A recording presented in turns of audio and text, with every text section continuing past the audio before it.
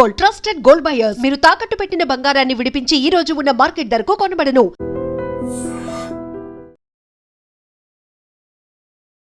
ఆ సత్యనారాయణ సార్కి నమస్కారం చేసేస్తాను. ఆయన దయతలిసి ఆడికి ఇబ్బంది పెట్టకుండా కొంచెం తప్పు చేశాడు. నా మొహం చూసి వాడిని రక్షించండి. 1972లో హిస్టారికల్గా రిలీజ్ అయినటువంటి గాడ్ ఫాదర్ మూవీ నుంచి రీసెంట్గా రిలీజ్ అయిన ఓజీ సినిమా వరకు హార్డ్ డిస్క్లో 21,000 సినిమాలు ఉన్నాయి.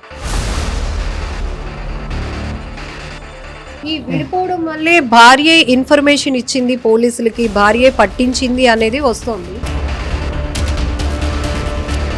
అంటే మరి వార్తల్లో నేను విన్నది మీరు ఎలాగ ఉన్నారో నేను అలాగే ఉన్నాను. మా మనవరాలు తలుచుకుంటే ఏడుపు వస్తుందండి. మా మనవరాలు అంత మంచిది. మా మనవరాలు ఏటన్నారు కమిషనర్ 21,000 సినిమాలు ఉన్నాయంట. 50 లక్షల మంది పర్సనల్ డేటా. నా గురించి ఏమైనా తప్పు మీ గురించి సంబంధం లేదు. నేను రాత్రే చెప్పాను కదా మీకు, మీ వర్క్ కాదు. ఒక వర్గం మీ అబ్బాయిని చాలా మంచిగా పోగొడుతున్నారు. చాలా మంది పేదలకి సినిమా ఉచితంగా అందించాడని మీరేం చెప్తారు దీని మీద? మీరే చెప్తున్నారు పేదలని. ఇప్పుడు ప్రెస్ మీట్ పెట్టారు. మొత్తం ఒక హార్డ్ డిస్క్లో 21,000 సినిమాలు ఉన్నాయట. 20 కోట్లు సంపాదించాడట. ప్రస్తుతానికి 3 కోట్లు ఫ్రీజ్ చేశామని నేరుగా పోలీసులు చెప్తున్నారు. సజ్జనారు కదా ఆయన, సజ్జనార్ గారు. సో ఆయన తెలుసు కదా, ఆయన స్పెషలిస్ట్, ఎన్కౌంటర్ స్పెషలిస్ట్.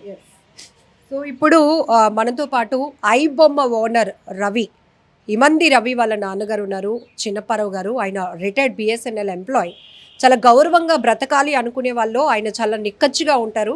నా వల్ల ఎవరికి చిన్న హాని కూడా జరగదు, అలా అని నేను ఎవరి వల్ల హానికి గురయ్యే పరిస్థితి ఉండదమ్మా. ఎందుకంటే నా సంపాదన, నా ఉద్యోగం, దాంతోనే నా కుటుంబాన్ని నడుపుకొని వచ్చాను. పిల్లల్ని కనగలం కానీ వాళ్ళ బుద్ధిని అయితే కనలేం కదా. ఈరోజు మీడియాలో వస్తున్న వరుస కథనాలు ఇవన్నీ చూస్తుంటే కనుక ఇలాంటోడా నా కొడుకు చీ అని అనిపిస్తోంది అంటూ అతను నిన్నటి నుంచి కూడా మీడియాతో మాట్లాడుతూ వస్తున్నారు. కనీసం డిగ్రీ వరకు నేను వైజాగ్లో చదివించాను, వాడు పుట్టింది కూడా ఇక్కడే, కాకపోతే హైదరాబాద్ వెళ్ళి సెటిల్ అవుతాడు, మంచి పొజిషన్కి వస్తాడు అనుకున్నాను, కానీ ఇదంతా తతంగం నడుపుతాడు, పైరసీలు చేస్తాడని నేను అనుకోలేదు అంటూ అతను నిన్నటి నుంచి ఆవేదన వ్యక్తం చేస్తున్నాడు. దీంతోనే వరుస కథనాలు చూస్తూ కూడా ఆయన కొంచెం హెల్త్ కూడా ఇబ్బంది పడే పరిస్థితి ఉంది. సో ఇప్పుడే సజ్జనార్ గారు కూడా ప్రెస్ మీట్ పెట్టి అసలు ఐబొమ్మ ఓనర్ అయినటువంటి రవి ఎలాంటి యాక్టివిటీస్ చేసుకుని వచ్చాడో ఒక లిస్ట్ అవుట్ చేసినప్పుడు 1972లో హిస్టారికల్గా రిలీజ్ అయినటువంటి గాడ్ ఫాదర్ మూవీ నుంచి రీసెంట్గా రిలీజ్ అయిన ఓజీ సినిమా వరకు హార్డ్ డిస్క్లో 21,000 సినిమాలు ఉన్నాయి. ఉదయం ఒక సినిమా థియేటర్లో ప్లే అయితే సాయంత్రం కల్లా అది హెచ్డి ప్రింట్తో పైరసీ అనేక వెబ్సైట్లలో అందుబాటులోనికి తీసుకురావటమే ఐబొమ్మ కాన్సెప్ట్. ఇలా 1 కాదు 2 కాదు 21,000 సినిమాలంటే సినీ పరిశ్రమను, అటు బాలీవుడ్ టాలీవుడ్ పరిశ్రమ ఏ స్థాయిలో కోట్లలో నష్టపోయిందో కూడా అర్థం చేసుకోవచ్చు. ఆ స్థాయిలోనే నిర్మాతలు కూడా హైదరాబాద్ పోలీసులకు ఐబొమ్మ నిర్వాహకంపై అనేక కంప్లైంట్లు ఇచ్చారు. 6 నెలలుగా ఐబొమ్మ నిర్వహిస్తున్నటువంటి నిర్వాహకుడైన రవి గురించి సెర్చ్ కూడా కొనసాగింది. ఎట్టకేలకు ఫ్రాన్స్ నుంచి, అంటే విదేశాల నుంచి వచ్చినటువంటి అతన్ని కూకట్పల్లి సిసిఎస్ పోలీసులు అరెస్ట్ చేయటం, ఈ అరెస్టు తర్వాత అతని విచారణలో అనేక అంశాలు బయటపడటం షాకింగ్ అనిపిస్తోంది. ఇంటర్నేషనల్ లింక్స్ కొనసాగాయి. అతను తండ్రి నమ్మలేకపోతున్నాడు, నా కొడుకు ఎదుగుతాడు అనుకున్నాను, కానీ ఇంత ఇంటర్నేషనల్ లెవెల్లో సంబంధాలు ఏర్పరచుకొని కోట్లు సంపాదించి ఇట్లా సినిమాలను కూడా, భారీ బడ్జెట్ మూవీలు, కష్టపడి తీసే సినిమాలను కూడా ఇలా పైరసీలు చేసేసి తప్పుదోవ పట్టించే విధంగా వాడు చేశాడంటే నేను నమ్మలేకపోతున్నాను. ఒకవేళ ఇదంతా నిజమే అంటున్నారు కాబట్టి పోలీసులకే అప్పజెప్పేస్తున్నాను అన్నట్టు కూడా ఆయన నిన్నటి నుంచి చెప్తున్నటువంటి మాట. ఎందుకంటే వాడి మీద నాకు ప్రేమ లేదు, పగ లేదు, కానీ తప్పు చేస్తే ఎవరైనా శిక్ష అనుభవించాల్సిందే అనే ఒక సింగిల్ స్టేట్మెంట్ అయితే వాళ్ళ నాన్నగారు ఇస్తున్నారు. సార్ ఇప్పుడు వరకు మీకు చూపించాను కదా ప్రెస్ మీట్, 1972 అట. అప్పటి నుంచి లేటెస్ట్గా రిలీజ్ అయిన ఓజీ సినిమా వరకు అంటే 21,000 సినిమాలు పైరసీలు చేశాడట హెచ్డి క్వాలిటీలో. ఏంటి వీడు పుట్టడమే 85 అమ్మా, కానీ ఆ పాత సినిమాలు కూడా తెచ్చుకొని చేశాడు అన్నమాట. అవన్నీ మనకు తెలదు, మీరు అందరూ చెప్తేనే నాకు తెలుసు. కాబట్టి మరి నాకు తెలిసి ఈ న్యూస్ చూసి నాకు తెలిసింది ఇదే కానీ ఇక నాకు ఇండివిజువల్గా నాకు తెలియదు. మీరు చెప్పడం న్యూస్ చూడడం తప్ప నాకు ఏమీ తెలియదు. జీరో. నాకు ఏమీ తెలియదు అంటే జీరో. నేను ఉదయం వరకు నాకు జీరో, ఏమీ తెలియదు. ఆ తర్వాత మా వాళ్ళు ఫోన్లు చేసి అది చేసి ఏదో చూసిన వాళ్ళు ఉంటారు కదా, మా తమ్ముళ్ళు మా పెళ్ళిళ్ళు మా అందరూ ఫోన్లు చేసి చెప్పారు. చెప్తే అప్పుడు నేను యూట్యూబ్లో చూస్తే వరుసగా వచ్చేస్తాను అన్ని ఛానల్ నుంచి. ఏటరా బాబు ఈ కర్మ మనకి ఎందుకు, ఎలాంటి పనులు ఎందుకు చేయాలి మనం, ఎందుకు తిన్నందుకు మనం ఇంత చాలు కదా, ఎందుకు అడ్డుగా ఎందుకు సంపాదించిన, ధర్మంగా రూపాయి సంపాదించిన చాలమ్మా, అధర్మంగా 10 రూపాయలు సంపాదించిన ఎందుకు వేస్ట్ మనకు అనవసరం. చాలు. మనశ్శాంతి లేనిది డబ్బు ఎందుకమ్మా, మనశ్శాంతి లేనిది డబ్బు ఎందుకు, మనకి మనశ్శాంతి ఉండాలి. తిన్నది అంబలైనా పర్లేదు గింజ అయినా పర్లేదు, మనశ్శాంతి ఉండాలి. ఆ మనశ్శాంతి లేకుండా ఇప్పుడు నాకు చేస్తాను. నాకే 5 రకాల జబ్బులు ఉన్నాయి. ఇప్పుడు తెల్లారులేసి నేను తినలేదు, తిందామంటే ఎవరు తినేస్తున్నారు కదా, గడుకోకలు వస్తున్నారు, ఒకలేమో అంటున్నారు. నేను సాయంత్రం అలాగే తమ్ముడికి వచ్చారు. ఇప్పుడు నా రోజే అన్నారు మీరు. రవి ప్రేమ పెళ్లి చేసుకున్నాడండి? ప్రేమ కాదండి, అక్కడెక్కడ అమ్మాయికి నచ్చింది, ఆ అమ్మాయిని చేసుకుంటాను అన్నాడు. ఆమె ఏం చేస్తుంటారు? ఆమె మంచి ఉద్యోగం చేస్తుందండి, మంచి ఆఫీసర్ ర్యాంక్ ఉద్యోగం ఆవిడ మాత్రం చాలా మంచి ఉద్యోగం. ఆవిడనేం తప్పు అనుకోలేను. మనవాడి ప్రవర్తన ఆవిడతో మంచిగా ఉంటే మంచిగా ఉంటారండి అవతరాలు. కాకపోతే ఏదో ఒక మాట అనుకుంటారు భార్య భర్తలు అన్న తర్వాత, దాన్ని అడ్జస్ట్మెంట్ చేసుకోవాలా. అలాగని అంత మాత్రాన విడిపోయినంత ఇదేముంది కాదా మరి. అలాగా ఈ విడిపోవడం వల్లే భార్య ఇన్ఫర్మేషన్ ఇచ్చింది పోలీసులకి, భార్య పట్టించింది అనేది వస్తుంది అంటే మరి వార్తల్లో నేను విన్నది మీరు ఎలాగ ఉన్నారో నేను అలాగే విన్నాను. అది మా న్యూస్లో ఏం తెలుదు నాకు. ఆవిడే చేసిందని ఎలాగంటాను, వార్తలు చూసి అనుకోవడం తప్ప అది నిజం అబద్ధం నాకు ఎలా తెలుస్తుందమ్మా. నేను నిజం అన్నా అబద్ధం అన్నా నాకు తెలిసిందే మీకు చెప్పగలను, తెలియదు మీకు చెప్పలేను. ఒక సినిమా తీయాలంటే, ఒక సినిమా మనం థియేటర్కి వెళ్ళి చూడాలంటే ఎంతో మంది పనిచేస్తారు, ఎంతో కోట్లు ఖర్చు పెట్టి చేస్తారు, ఎంతో మంది సిబ్బంది ఉంటారు. వాళ్ళందరూ దీని మీదే బతుకుతారు కదా, దీని మీదే బతుకుతారు చేస్తారు. మరి ఎలాంటి పనులు చేస్తారు, డబ్బులు రావు కదా వాళ్ళకి. వాళ్ళకి రాకపోతే అపురూపాలు అయిపోతారు డబ్బులు. ఇప్పుడు వ్యాపారం ఉంటుందండి, ఏదో వ్యాపారం చేసుకుంటాం, మన నష్టం వస్తే అంత బాధ, అలాగే నష్టపోతారు కదా. తప్పు అది. అంటే చిన్నప్పటి నుంచి ఒక ద్వేషం ఏమైనా ఉందా సినిమా వ్యవస్థ పైన కానీ?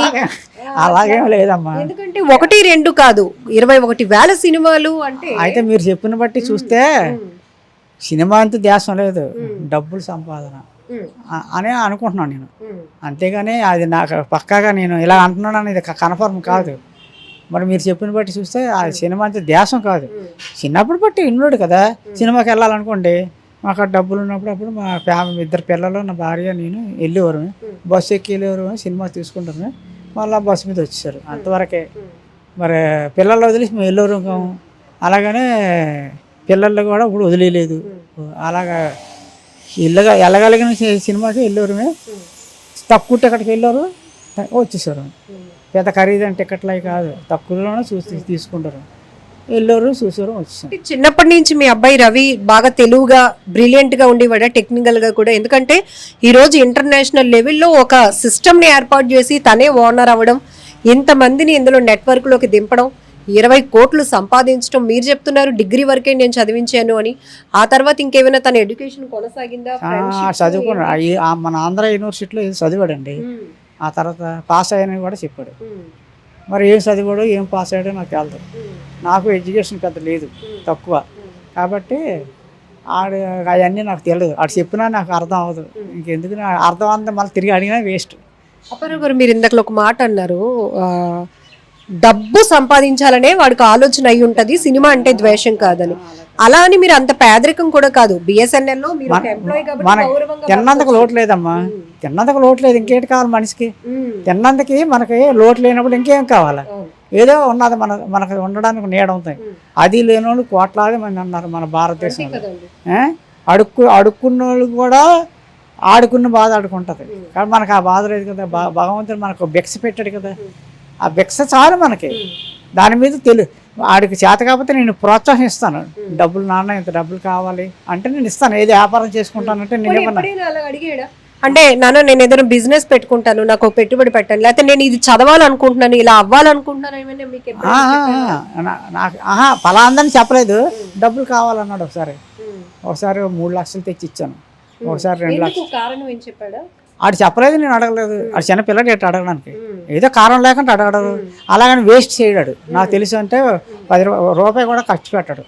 వేస్ట్గా మా పిల్లలు ఖర్చు పెట్టాలి, నాకు తెలుసు. చాలా మీరు 3 లక్షలు ఇచ్చారా?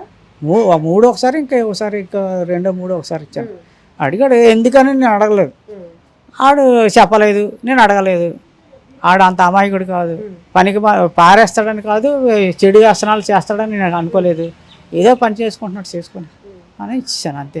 మీకు తెలిసిన మట్టుకు మీ అబ్బాయికి ఫ్రెండ్స్ ఇతర కంట్రీల్లో ఉన్న వాళ్ళు ఎవరైనా అలాగేమో లేరమ్మా. మాకు 15 ఏళ్ల క్రితం హైదరాబాద్ వెళ్ళిన అబ్బాయి కరేబియన్ దీవుల్లో దగ్గర నుంచి ఈ యాక్టివిటీ అంతా చేస్తున్నాడు అంటే మరి అక్కడ నుండి ఎవరైనా ఫ్రెండ్స్ వాళ్ళు తగిలేరేమో తెలదు.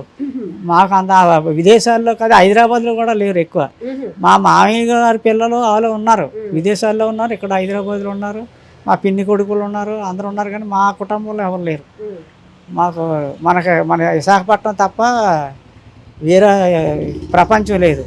మా తాతలు ఇక్కడే పుట్టారు, మంచి పేరుంది వీధిలో కూడా వింటున్నాం. మా తాతలు ఇక్కడే పుట్టారు. ఒకప్పుడు గవర్నమెంట్ డైరీ ఫారం తీసుకుంది, ఆ తర్వాత పెత్తందారులకు ఇచ్చేసింది, వాళ్ళు హాస్పిటల్ కట్టుకున్నారు. ఇలాగ మాది ఒకరిదే కాదండి. మా తాతలు 7 ఇలాగ యనమండుగురు ఇలా ఉన్నారు. ఆ తాతలు మా తాత ఒకరు యనమండుగురు తమ్ముళ్ళు. మా ఏమంది పెంటయ్య మా తాత పేరు. మాది ఒక ఇల్లు ఉండదు, ఏమంది పెంటయ్య. అవి ఒక 20 ఇల్లు అయ్యాయి ఇప్పుడు. వాళ్ళు ఒక 7 యనమండుగురు తాతలు, మా నీళ్ళు మా తాతగారు. వాళ్ళు ఇప్పుడు అప్పుడు 8-9 ఇల్లు ఉంది కదా, ఇప్పుడు అయ్యా ఒక 34 ఇల్లులు ఆలయ్యి.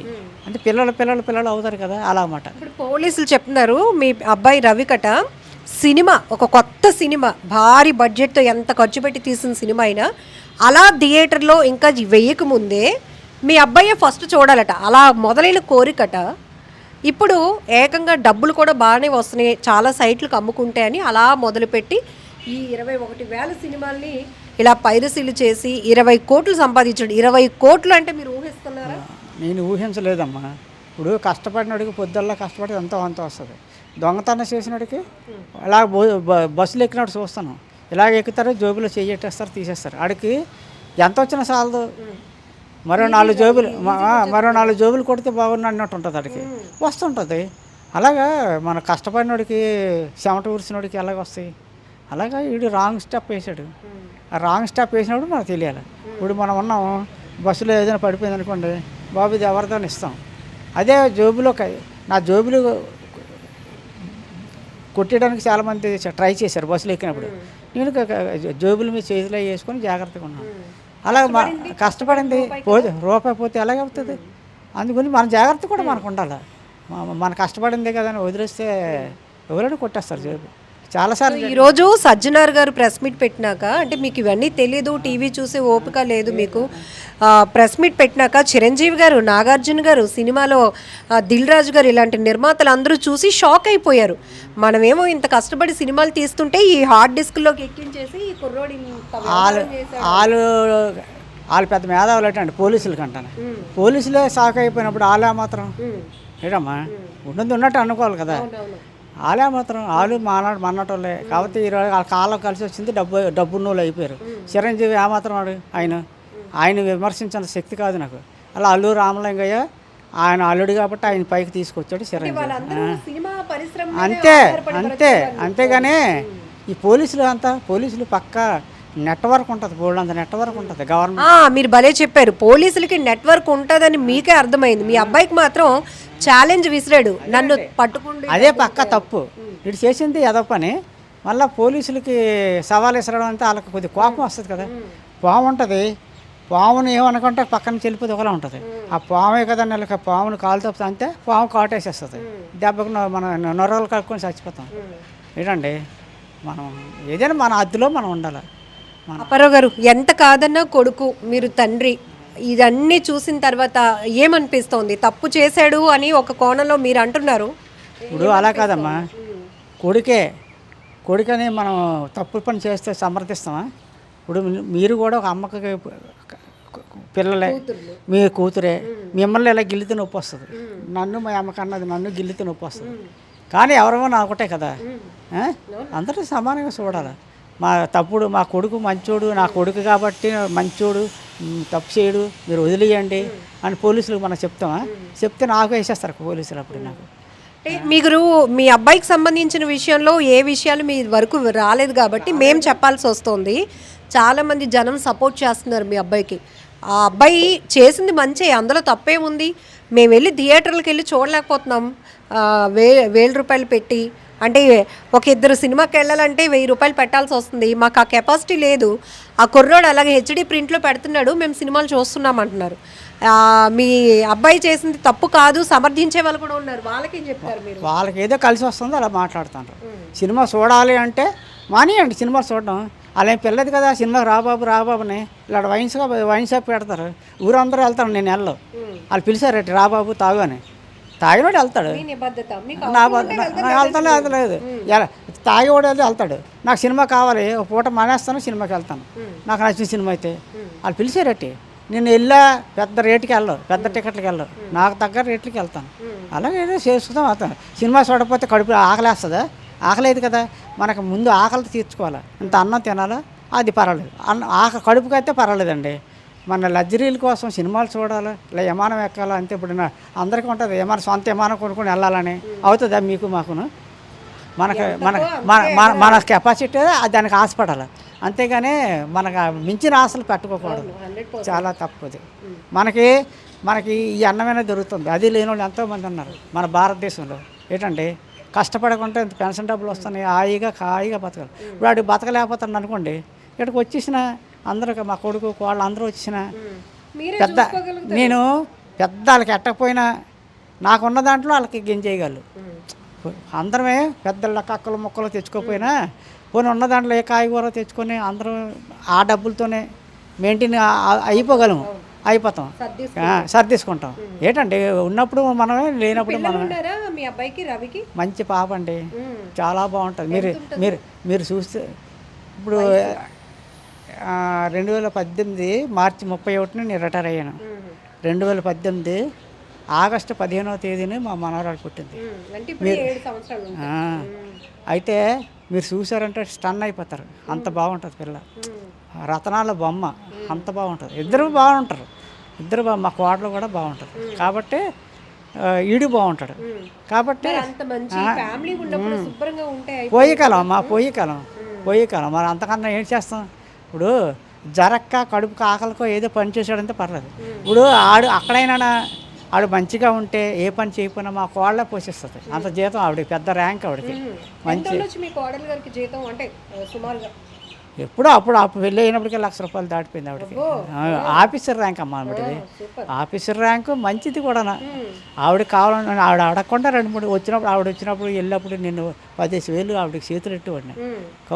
కోడలైనా మన పిల్ల. ఇప్పుడు మీ అబ్బాయి చేసిన పనులు ఇవన్నీ మీ కోడలికి కొంచెమైనా తెలుసు ఉంటాయంటారా? మరి భార్య భర్తలు అన్న తర్వాత మరి తెలిసి ఉంటాయి. ఒక ఇంట్లో ఉన్నప్పుడు తెలుస్తుంది కదండి.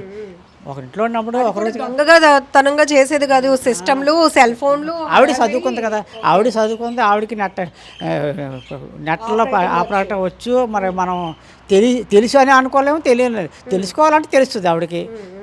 ఎన్నాళ్ళు ఒకరు ఇంట్లో ఉన్నప్పుడు ఒకటిసారి కాదు ఒకటైనా కనబడుతుంది వర్క్. నానాటోడు చూసినా తెలియదు, ఎందుకంటే నేను చదువు అంత ఏం చేసుకోలేను, మనకు అలాంటి చేత కాదు. కాబట్టి తెలిసిన వాళ్ళు తెలుస్తుంది కదా. చదువుకుంది ఆవిడ, ఆ పిల్ల కూడా బాగా చదువుకుంది, మంచి ర్యాంక్, ఉద్యోగం. నాకు పని లేదు అంటే ఆవిడే పోషిస్తుందండి. ఆవిడని మంచి చేసుకుంటే ఆవిడే పోషిస్తుంది.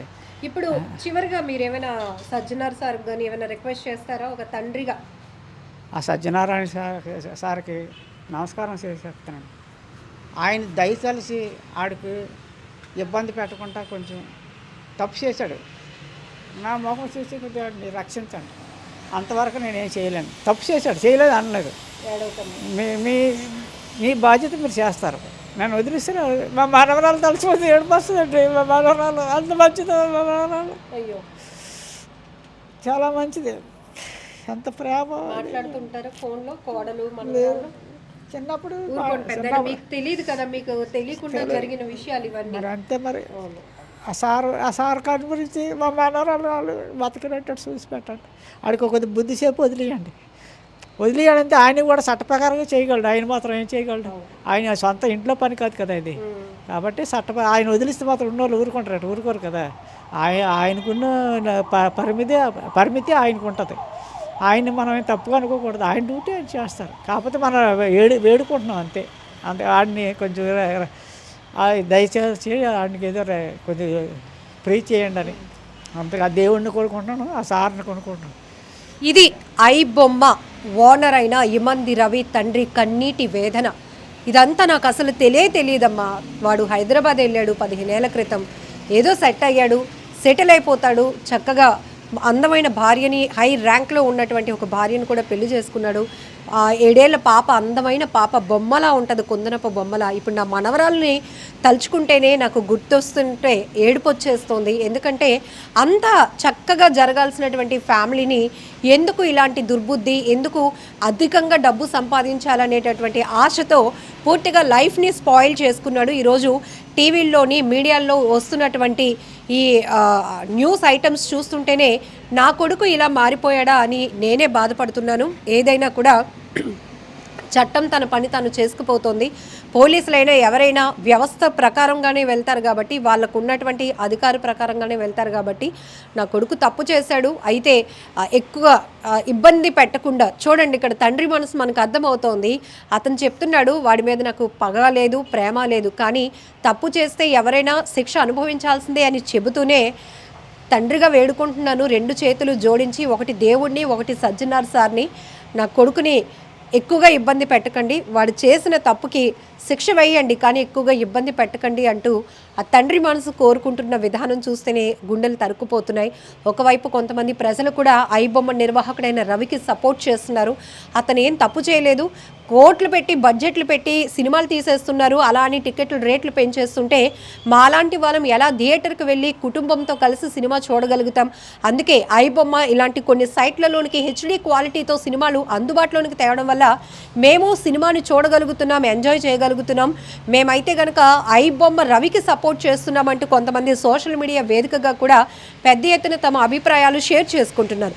చూడాలి ఈ విషయం మరి ఎందాక వెళ్తుంది. ఎందుకంటే ఇప్పుడే సజ్జనార్ గారు ప్రెస్ మీట్లో కూడా మొత్తం ఈ రవి నిర్వాహకు మొత్తం బయట పెట్టడం జరిగింది.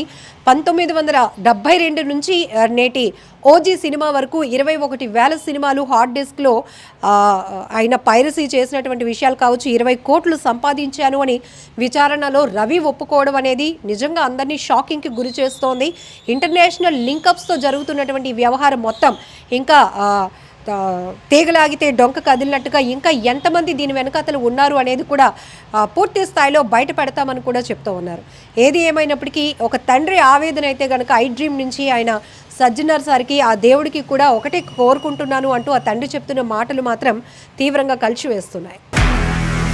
నిజంగా ప్రస్తుతం ఉన్నటువంటి సమాజం దేనికి ప్రయారిటీ ఇస్తుంది? ఆర్థిక సంబంధాల చుట్టూ మాత్రమే తిరుగుతోంది. మళ్ళీ ఎన్నికలంగానే చాలా విరక్తి కలుగుతాను. మంచి అనిపిస్తుంది కదా, లేడీస్ కూడా ఛాలెంజింగ్ జాబ్స్ చేసినప్పుడు చాలా బాగుంటది. ట్రాఫిక్ అసిస్టెంట్స్ గా నియమించిన ట్రాన్స్జెండర్స్ అందరితో సాల్యూట్ చేయించుకుంటున్నారు. ఫుడ్ డెలివరీ ఇవ్వటానికి వెళ్ళినటువంటి డెలివరీ బాయ్ అనిల్ పై కళ్ళ ముందు